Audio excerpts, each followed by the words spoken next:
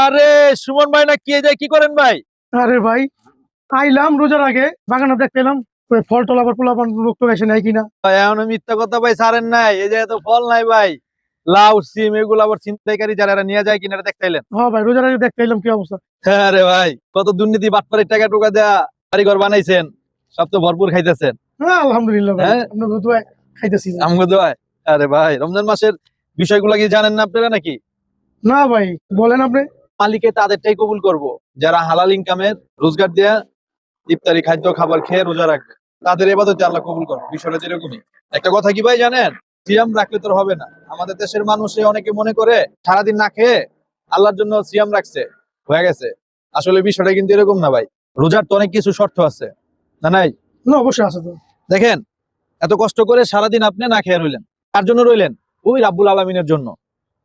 পৃথিবীর সব সৃষ্টির চোখ আপনি ফাঁকি দিতে পারবেন, কিন্তু আল্লাহর চোখ ফাঁকি দেওয়া সম্ভব না। সম্ভব না একটা মানুষ কত ধৈর্যশীল বলে এই কাজ করে, মালিককে না দেখে কত ভয় পায়। একজন রোজাদার ব্যক্তি চাইলে পানিতে ডুব দিয়েও পানি খেতে পারতো, কিন্তু সে খায় না কেন? আল্লাহর ভয়ে খায় না। সে চাইলে রুমের দরজা বন্ধ করে একা খাবার খেয়ে থাকতে পারতো, হ্যাঁ। কিন্তু সে খায় না কেন? ওই মালিকের ভয়ে। ওই রোজাদার ব্যক্তি জানে পৃথিবীর সবার চোখে আমি ফাঁকি দিতে পারবো, কিন্তু রাব্বুল আলামিনের কে ফাঁকি দেওয়া সম্ভব না। সম্ভব না। এত কষ্ট পরিশ্রম করে আপনি সিয়াম রাখবেন, রোজা রাখবেন, আর যদি আপনার খাদ্য খাবারগুলা হারাম টাকার হয়, তাহলে এই কষ্টগুলা কি বৃথা যাবো না ভাই? তা তো অবশ্যই। তারপরে দেখেন আর অনেক রোজাদার আছে না খেয়ে থাকবে, কিন্তু এই যে বেপর্দা মহিলাকে দেখবে, গান বাজনা শুনবে, তারপরে চোখের দৃষ্টি ঠিক নাই, অন্তর ঠিক নাই, বিভিন্ন পরিকল্পনা নিয়ে থাকে। ভাই এভাবে রোজা রাখলে হবে না। আপনাকে কি করতে হবে? চোখ, ব্রেন, মন, দেহ, যা এভরিথিং আল্লাহর পক্ষ থেকে আপনাকে দেওয়া হয়েছে, এই সিয়াম রাখবেন। এই রমজান মাসটা পুরা একটা মাস সম্পূর্ণরূপে না খেয়ে এক আল্লাহকে সন্তুষ্টর জন্য সিয়াম রাখবেন। এমনকি আল্লাহর জন্যই সবকিছু ছেড়ে দিতে হবে।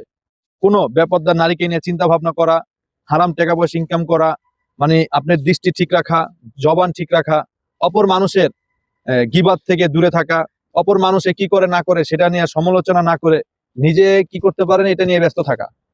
আপনাকে এগুলা সব কিছু বাদ দিতে হবে। বাদ দিয়ে এক আল্লাহর জন্য সিয়াম রাখতে হবে, সালাত করতে হবে। তাইলেই তো আল্লাহ আপনাকে সাফল্য দিবে ইনশাল্লাহ। মন খারাপ করেন না ভাই। এই রমজান মাসে মনটাকে নরম রাখবেন, মানুষ ভুল করলেও ক্ষমার চোখে দেখবেন, চাইবেন মানুষের জন্য আরো বেশি বেশি উপকার করতে পারেন, আরো দান করতে পারেন। তা ঠিক আছে ভাই, আপনার সাথে অনেক কথা বললাম, মন খারাপ করেন না। না ভাই আপনার সাথে কথা হয় আরো আমারও ভালো লাগলো ভাই। ওকে, ঠিক আছে ভাই, আল্লাহ হাফেজ, আসসালামু আলাইকুম। ঠিক আছে আল্লাহ হাফেজ ভাই।